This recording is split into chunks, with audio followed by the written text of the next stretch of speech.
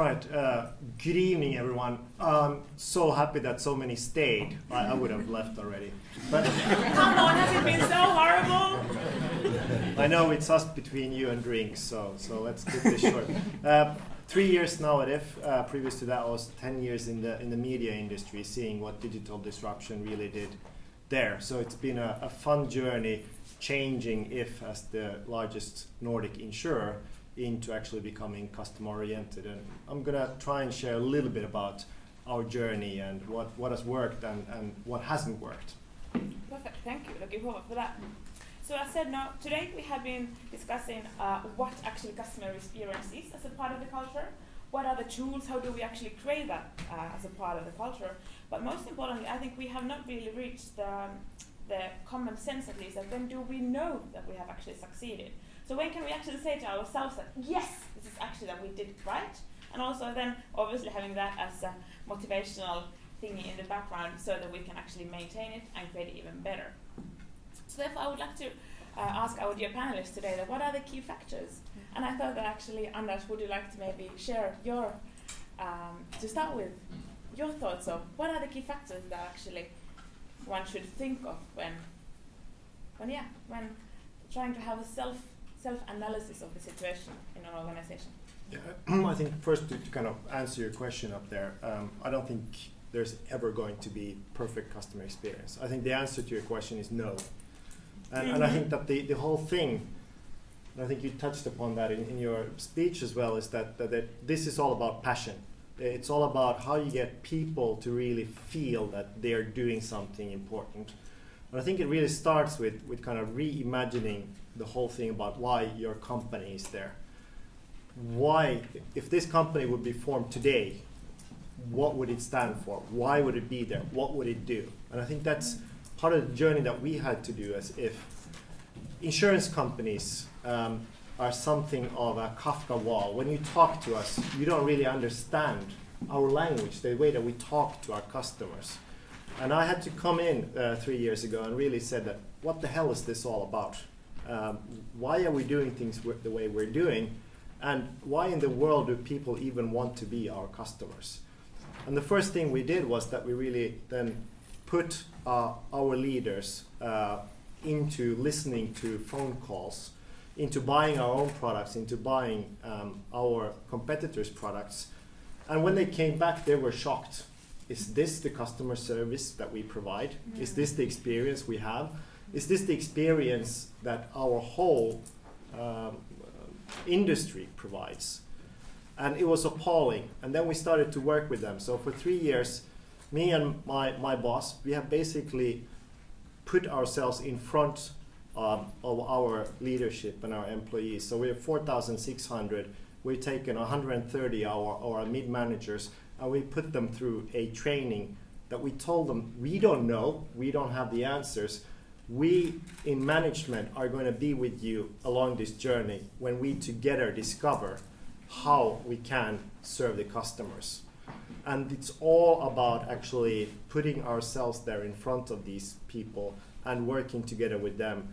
And it's a lot of work actually that we do every day. So we, yeah. Yeah, the question is actually that you need to first analyze the situation currently in order to be able to reach something else. No, you don't need to analyze. You just need to do. You need to be out there. You need to be talking to the customers. No analyzing. Forget about planning. Forget about programs. It's just doing things every day. Oh, that's great. Yeah, yeah, I really like this. And you have to put yourself into the shoes of the customer. So you have to be. Everybody has to be there and act as the customer, and they have to love it. Yeah, Michael, would you have something that you would like to add on this? I totally agree that you never end this journey, but I think there's a progression in it. It actually starts with the why, and you can detect it in the organization. Does every employee show that they've grasped the why in every interaction they do? So it starts off with sort of understanding the why, and then being able to apply it to everyday life, saying, okay, if I'm to make a conscientious choice now, do I use A, B, or C? Well, B would be the best one because it will enhance the customer experience. If you can get people to do that, see these conscientious choices in everyday life, I think that's an indicator that you at least have built something in about the customer. Yeah, true. And if they start sharing, also you get a culture that actually are able to say, okay, I think that we made a bad experience here. That comes afterwards, the reflection. And perhaps the third step is actually saying, we are sort of entitled and also got the license to change something for the better for the customer. I mean, that's perhaps the third indication that if they'll take that chance in the I organization. think also Kalle Ruuskanen was very much emphasizing today earlier the importance of communication and how you really have to share things within obviously the organization, but obviously also to shout it out loud so that everybody else also can hear it. I think there's several elements, and that it's not by coincidence that we have selected these 6 different companies as part of our interviewed companies in our blogs.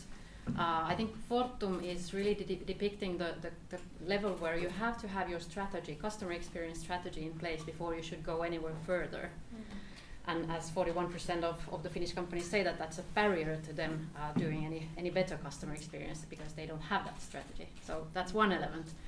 Second element is that you have the people in place because it's putting yourself into the everyday. And you can't do that when you have 4,600 people working for you, or if you have like Santander has a big company that they have to have these ambassadors. So it's not just the sort of CX people who are doing it, but it's part of the whole company to put it forward to everybody. Whereas then Marimekko, their example is more about how to put that action in place when you're in the actual customer encounters. So they have the idea is that they had people who had been doing lots of customer work previously, maybe been 20 years as a store personnel. They were having these what do you call them, like mics, but only one way because it wasn't like 24, the series, TV series where they would tell what to do when you're in that situation with your customer, but rather having a feedback afterwards. Then we have another example from the retail sector, Alko. They have 350 stores. So there's no place for them to be doing it like one store by store. So what they did is that they really did a big campaigns and let the stores decide for themselves, because one of the key elements is that it becomes part of who you are. So it has to come from yourself as a store employee, for instance, that you have that. And then Mehiläinen, Kimmo can tell about this story much more. But what they did was that they decided that if we want to do a differentiating customer experience, what we need to put in place is a methodology, maybe a Lego Serious Play methodology or some other creative method, as they did with ArtSense, this playing art and arts related stuff where they were actually acting out those different situations. So you're actually putting yourself in that position that you are there. And then TeliaSonera being on top of this automation. So you have to have the right tools in place as well as the processes. So every time I mention TeliaSonera, it's just about the tools and automation, but actually what they had in place before that was the processes. So as Sean Smith said in his previous, I think you should start with the why, with the purpose, and then forget about the tools, forget about the processes, start with the people. How about Petu? How have you felt now, because you mentioned that you have partly changed the organization so that you have new people coming in, but also that it's basically the same people that used to work for Finlayson. So how have you been able to implement this kind of mentality to the mindset of those, for example, normal cashier at the Finlayson store? Every day you have to be like a priest, talk and do things your own way, and by behaving. I'm happy that we are so small company. We don't have processes like I would like to grow, but I'm a bit afraid because of those processes. Then you didn't see Kones. Yeah. I was shocked. But the positive. We are an engineering company. Yeah. We need those. But the positive thing in that slide of yours, Nora, was that there was actually customer experience in each of them, each of the blocks. So that was a really great thing. One of things that actually caught my mind was the part of employee recognition and how the customer experience is recognized by in their everyday life. So would you like to share a little of that? Well, there are many examples how you see that in real life, and of course there are these official bonus targets, performance management, and you might have there the customer experience NPS as a target. So of course, if you reach that target, you will get incentivized by bonuses. But there are also official and unofficial programs going on which don't relate to the bonus targets, but we do have these recognition programs where if, for example, the technician of the month. When we choose the technician of the month, typically it is really common to use the customer feedback. If there is positive feedback where this technician is named by the customer, then of course we are raising these people that, hey, you got a really good feedback from the customer mentioned you by the name. So here you are the employee of the month, and you get a small gift basket, or maybe then depending on practices. I know that in one country also the country managing director calls all of these people and congratulates them. So it's really the recognition from the director side, but also from the crowd. Yeah, I think that totally that you should probably have some kind of rewarding system in place, but that's very formal. And I think that the little things count. So give money to have a coffee break. And have maybe a bottle of champagne on a Friday evening. It doesn't need to be something big or expensive or something like that. The thing is that the people get recognized. That's more of a reward for many people. And getting one thing to get this CX in the organization is information, communication, how you communicate everything that's happening. And that's another way of rewarding, but it's also an important way of putting things into practice when you grow bigger. Just to add to that, I think carrots is really good, but even more powerful is pain. So I'm a firm believer in pain. Is that when we have bad customer experience, it should really feel bad. The people who are there doing it, the people responsible for it, the managers on top of it, the CEO, they should feel pain.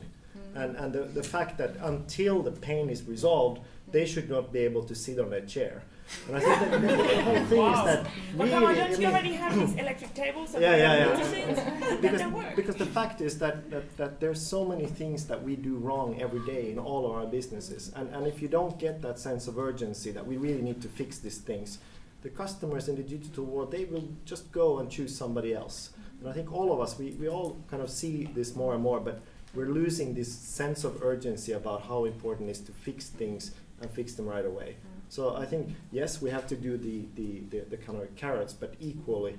And we do it, by the way, that so that every week we have these bad lists. So things that have gone wrong, and all management teams, they have to go and they have to assign who gets, the Musta-Pekka-kortti. For that. Wow. And it's really about the fact that if you don't feel the pain, nobody's really going to spend the weekend fixing it. However, at the same time, I think that it's an opportunity for growth, that you should also cherish the moments when you're doing something badly, because it's always the next time, if you take it as that the next time if you're in the same position, they'll know that they need to do something different. Yeah, that's very true. Michael, you had something that you wanted to add? Well, it's just from a psychological point of view. I think that most employees actually would like to serve the customer in the best possible way, but sometimes organizations get distorted, where they don't really know, is this right and wrong, and then insecurity comes into the organization. And actually, sometimes it's actually creating the security for the people within the organization will actually help them in order to be sort of self-reliant, and then you see sort of service levels going up, not sort of buying, well, culture eats strategies for breakfast. I mean, so if you create an environment where they can actually thrive themselves and take chances and see what they think about, and you sort of support them in that. Then you see things moving. I normally say it's the grassroots, the people down here that moves organizations. It's not the up here the big strategy. Leon, would you have anything to comment on this? Yeah, I mean, I think we saw in my colleague's presentation earlier, Microsoft have gone right through this culture change with our new CEO from about 2 years back. We spoke about growth mindset earlier. I mean, he has just really flipped, us to being a customer-centric organization. So the risk as a huge technology company is you build products because you think you know what the customer wants, and then you ship them. Whereas now we're bringing that customer right upstream into how we design our products and services. We're looking at customer journey mapping across all our touch points. And we're really, when we launch something, it's now with the customer's lens rather than this is great technology. And even how we go to market and sell, we're talking more about business outcomes than technology platforms. So for me, it's grassroots up, but in our case, it was also a fundamental strategy change top down. But I like the priest analogy because you can write the policy, but as managers we've got to constantly get enthusiasm in our employees to be that customer. One example I liked at Amazon was when they started off, Jeff Bezos used to keep an empty chair at all their senior management meetings, and people would say, "What's that for?" And he said, "That's the most important person in the room, that's our customer." So I think that was, that's, to me, that's what it's all about. Yeah, that's a very clear, significant change. Nora, would you like to have a comment? Yeah, it's just coming back to those pains, but what I think and what I also see that when we share the positive feedback that come from the customer to the employee that has actually done the job, so it is much more powerful recognition to the employee when you receive that this is the customer, this is what customer says, and customer is happy about my work. So it's so much powerful instead of your manager telling you that you did a good job. So if you want to really reinforce the culture and the way your people work, then that's the right way. But I do agree that we also need to take up those pains and also learn from those, but I think that should be taken carefully when you do that. So you don't blame anyone or point anyone, but it's more about how do we learn and how do we do this next time better. So and of course then when you share that customer feedback also with the employer that does that job next time, so it's also something that they will remember better. Amazing. I think we are a little short of time. Would you like to have a short notice still of the question? How would you still answer with only a few words to the question of how to know when we are successful within CX in organizations? Is that possible to even make it in one sentence or one? If you're still in business. Yes, please. Well, you can see it in the employee interactions every day. That's why you detect it. Yeah. Is it value adding? Have they hacked into the DNA? Value added in the DNA. What would you say? I think if you're still growing your business, if you're still satisfying customers' needs, I think you probably do need some process to be able to measure this and benchmark against your competition. You can't improve really what you can't measure in a way.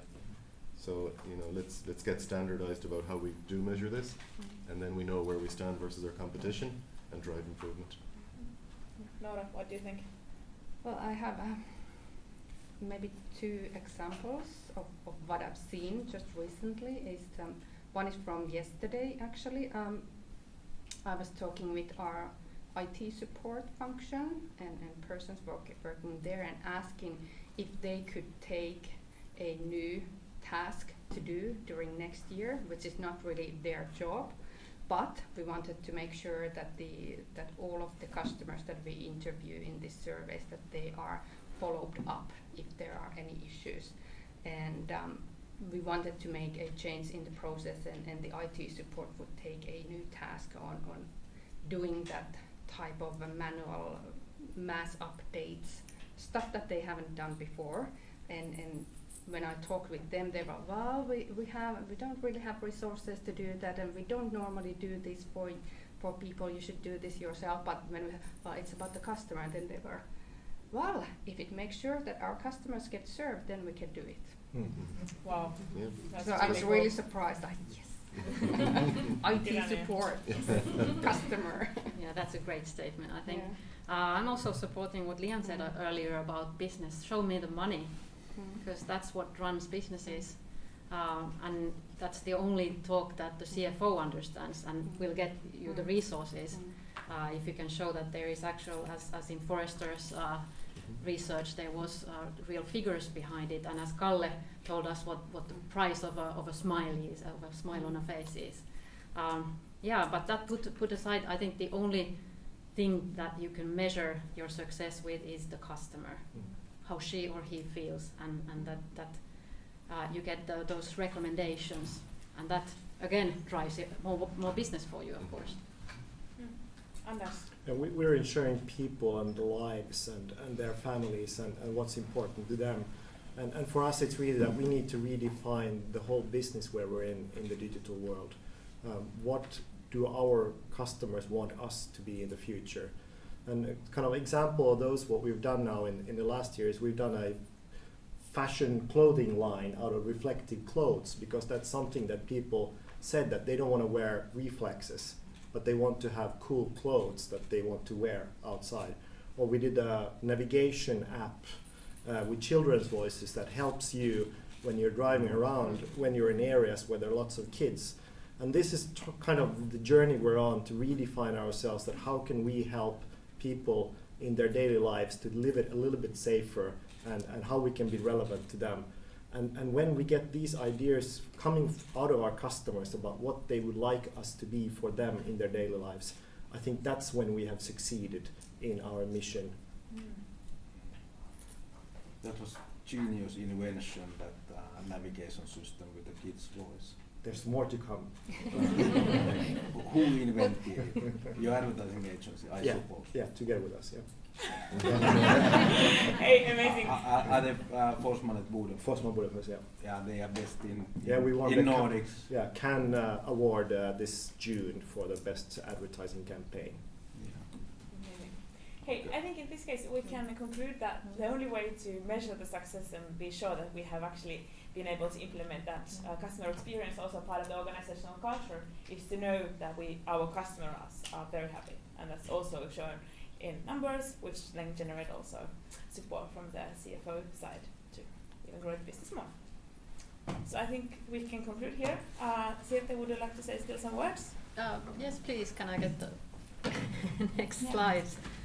Maybe, if it's still there.